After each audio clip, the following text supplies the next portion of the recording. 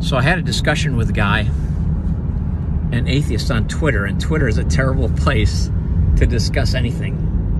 So you're already shooting yourself in the foot just by attempting conversation or debate or nuanced discussion on Twitter. It is just, I love Twitter. It's just a terrible place to hang out. And comments, oh, the worst comments you could imagine. So I'm having this discussion, and I want to discuss with you today sin. And our disagreement was that this guy does not like the idea that sin is real, and that is a very big, critical part of the discussion and debate between atheists and Christians. What is this thing you're calling sin? And his definition, his idea was that it was some great moral failing. And somehow I was trying to debate that it could be any kind of failing.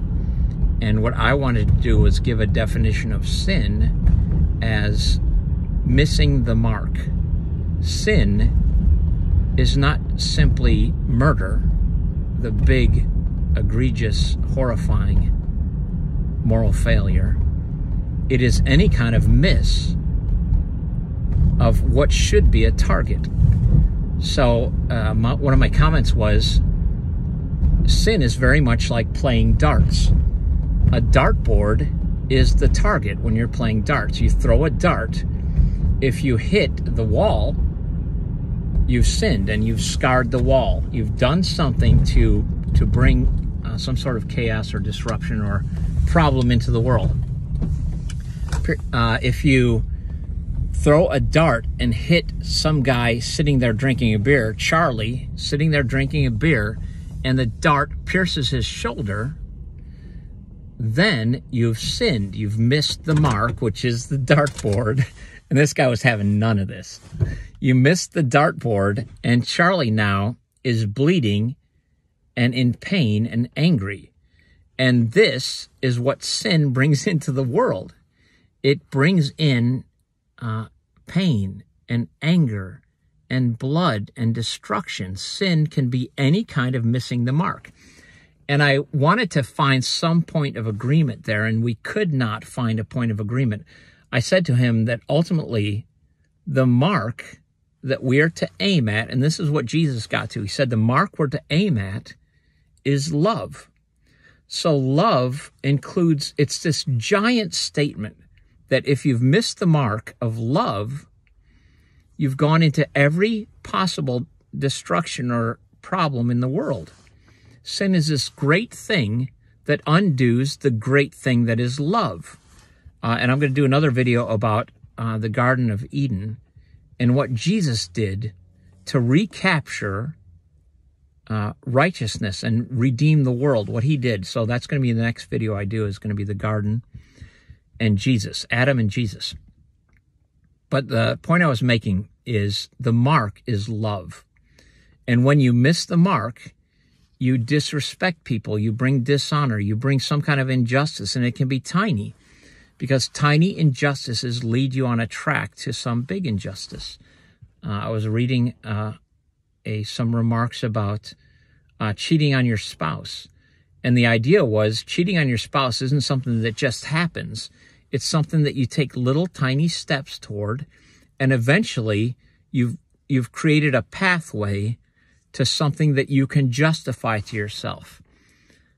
So if you look at a dartboard and it's got thousands of holes in the wallpaper, in the wall surrounding the board, the miss doesn't seem so egregious. It seems like just another little thing.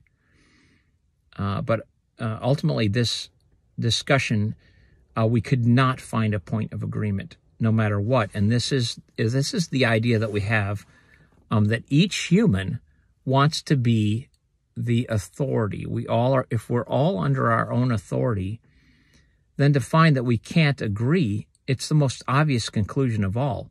If each of us is God, then we're all bickering gods, and nobody will listen to anyone else. I'm my own God. I can make my own decisions.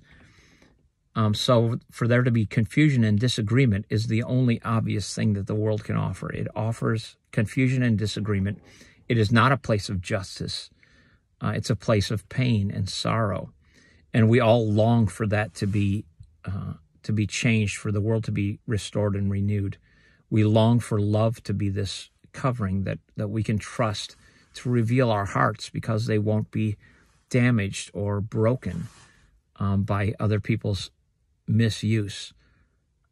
So what I'm getting at ultimately is sin is missing the mark. I'm going to expound on that a little bit more when I talk about Adam and Eve and Jesus. But that garden decision, it's so surprising and shocking. And then Jesus' decision is surprising and shocking. These stories are so good.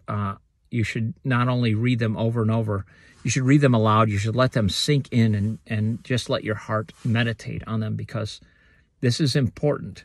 It is important to understand that sin is not simply some great heinous act. Hitler isn't the only sinner. You and I are sinners.